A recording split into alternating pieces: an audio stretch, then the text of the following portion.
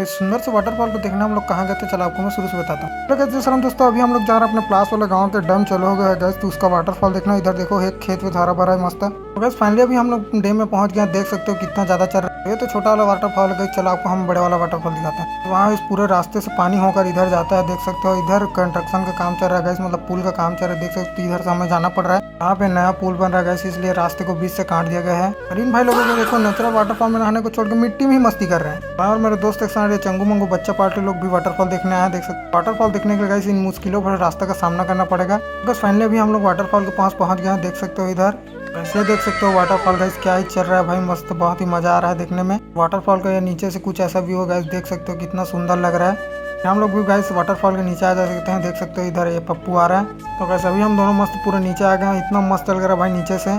तो एक छोटा सा भाई है जो अभी नहाने गया है, अंदर चला गया है, देखते हैं बाहर कब निकलता है। और ये बाहर निकला भाई, देख सकते हो। तो आप लोगों को वाटरफॉल कैसा लगा कमेंट में जरूर बताएं। मिलता है नेक्स्ट वीडियो में, तब तक के लिए बाय बाय।